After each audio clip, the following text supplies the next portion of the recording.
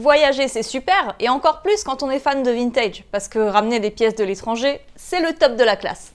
Vous connaissez peut-être mon amour pour la culture britannique, alors j'ai décidé de vous parler de mes best places pour trouver du vintage à Londres. Bonjour et bienvenue dans ce nouvel épisode de Demande à ta grand-mère. Bon, on va pas y aller par quatre chemins, je vais tout de suite commencer par ma best place, mon numéro 1, c'est Camden Town.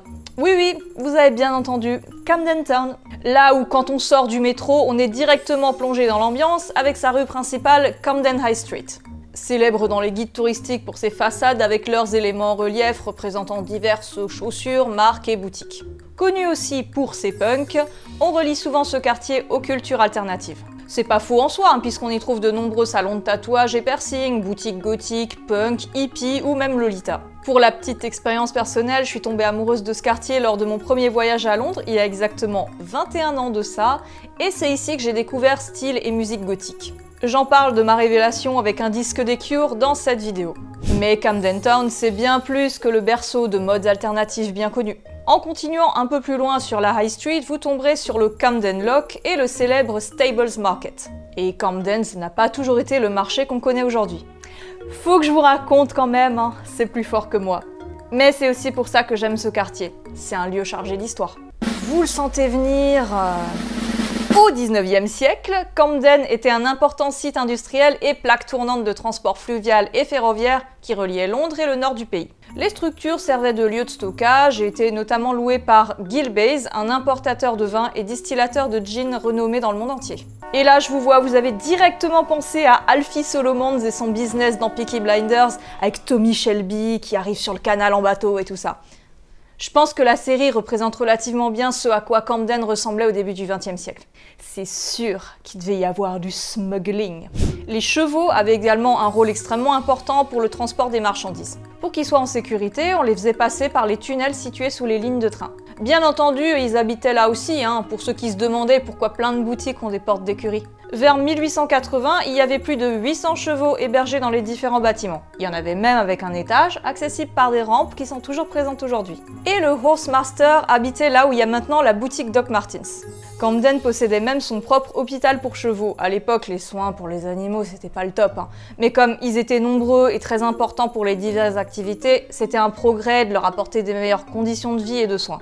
Aujourd'hui, bien sûr, toute cette activité a disparu, mais beaucoup de bâtiments sont restés et sont maintenant classés monuments historiques. C'est en 1974, alors que le site est au bord de la démolition, qu'il accueillera ses premiers antiquaires et artisans pour ensuite évoluer et devenir le Camden Market qu'on connaît aujourd'hui. Voilà, maintenant vous savez tout sur ce qui se passait avant l'apparition de Cyberdog et aussi pourquoi le marché semble être un hommage aux chevaux avec toutes ces statues, parce que oui, c'est le cas. Je sais que vous aimez bien toutes ces petites histoires, alors pour en avoir plein d'autres, abonnez-vous à ma chaîne et n'oubliez pas de mettre la cloche. Ce sont donc ces bâtiments et tunnels historiques qui abritent aujourd'hui de nombreuses boutiques vintage ainsi que des restaurants et des petites boutiques de créateurs. Si vous avez jamais été à Camden, je vous préviens tout de suite, quand on connaît pas, on s'y perd parce que c'est un vrai labyrinthe. Et j'avoue que même moi je m'y retrouve pas toujours alors que j'y vais quand même assez régulièrement. On pourra trouver diverses boutiques de vendeurs de vêtements ou d'objets vintage, ainsi que des boutiques de repro. Je peux pas vraiment vous conseiller de boutique en particulier parce que vraiment, on se perd et on a tendance à tomber sur des boutiques totalement par hasard. En plus, comme pour tous les petits commerces, d'une année à l'autre, ça peut changer, certains ferment et d'autres ouvrent, même s'il y en a quand même pas mal qui sont installés depuis longtemps. Donc pour Camden, si je peux vous donner qu'un seul conseil, prenez au moins une demi-journée, voire même une journée entière, si vous comptez aller à la chasse aux pépites vintage. Les magasins n'ont pas tous les mêmes horaires, mais en moyenne, c'est entre 10h et 18h30. Si vous voulez manger quelque chose, vous aurez l'embarras du choix avec les nombreux restaurants et stands de street food. Mon gros coup de cœur personnel va au Cheese Bar pour tous les fans de fromage. Et ensuite, perdez-vous quoi. Non mais vraiment, je suis sérieuse parce qu'il y a énormément de boutiques et à chaque fois, on croise un couloir qu'on n'avait pas encore vu. C'est d'ailleurs comme ça que Julien a trouvé un magnifique costume des années 50 en parfait état avec 2 pantalons. Costume que je vous présenterai dans une prochaine vidéo avec une robe spéciale des années 50 elle aussi. Ça c'est du teasing, abonnement, cloche, tout ça, je vous l'ai déjà dit. Ensuite, numéro 2 sur ma liste, Portobello. Portobello Road est une avenue de plus de 3 km célèbre dans le monde entier pour ses antiquaires. Alors si vous cherchez des objets vintage, vous êtes au bon endroit. Au 19e siècle, je crois que je vais beaucoup le dire dans cette vidéo, le marché de Portobello, comme la plupart des marchés, était un marché alimentaire. C'est dans les années 40 et 50 que des antiquaires ont commencé à s'y installer et avec le temps, c'est devenu le plus grand marché d'antiquités du Royaume-Uni. Comme Camden, je vous déconseille d'y aller à la va-vite et plutôt y consacrer au moins une demi-journée. Vous inquiétez pas, il y a de la super street food aussi. Par contre, contrairement à Camden ou à d'autres endroits, le petit bémol avec Portobello, c'est que tout n'est pas ouvert toute la semaine et qu'en plus ça ferme assez tôt, genre 17 h. Donc si vous voulez en profiter pleinement, je vous conseille d'y aller un samedi matin parce que c'est là qu'absolument tout est ouvert et surtout le marché de fringues vintage de Portobello Green. J'avais découvert ce marché en me rendant à la boutique de lingerie What Katie Did qui était jusqu'à sa fermeture dans le petit centre commercial de Portobello Green. Quelle énorme surprise la première fois, surtout que c'était un samedi, une très belle découverte totalement inattendue qu'on a tout de suite mis sur notre liste de shopping vintage. Il y a énormément de vendeurs avec beaucoup de très belles pièces selon ce qu'on cherche. En plus du marché, vous trouverez pas mal de friperies et boutiques vintage de bonne qualité dans la grande rue. Honnêtement, si je devais choisir que 2 endroits pour trouver du vintage à Londres, ce serait Camden et Portobello. C'est vraiment là qu'on trouve le plus de choses et encore une fois de la très bonne qualité. Bien sûr, il y en a d'autres, dont le très connu marché de Brick Lane, situé dans les bâtiments des anciennes brasseries Truman dont les activités avaient débuté au XVIe siècle. Le marché vintage est ouvert tous les jours sauf le lundi et on peut y trouver des vêtements des années 20 à 90, mais aussi des disquaires et autres vendeurs d'objets. Si vous êtes fan d'objets, je vous recommande également le Old Spitalfields Market dans le même quartier que Brick Lane.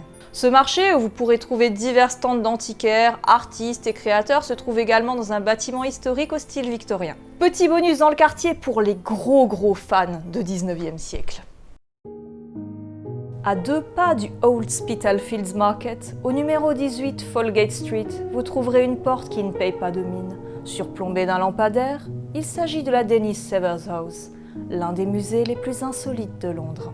Des soubassements au comble, vous serez invité à traverser dans le plus grand silence les pièces de la maison, laissées en l'état par les habitants venant tout juste de les quitter. Dépaysement garanti dans cette capsule temporelle comme nulle autre. Vous l'aurez compris, je vous recommande très chaudement cette visite. Et pour terminer brièvement sur une dernière recommandation de marché vintage, il y a le marché des antiquités de Covent Garden, mais qui malheureusement ne se tient que le lundi. Autant vous dire que si vous faites une semaine à Londres, il est assez facile de le rater, c'est pour ça que je m'étalerai pas dessus. Vous l'aurez compris, Londres regorge d'endroits divers et variés où vous pourrez trouver des pépites vintage, que ce soit objets ou vêtements. Et vous y êtes déjà allé? C'est lesquels vos endroits préférés? Dites-moi tout dans les commentaires. À bientôt pour une prochaine vidéo.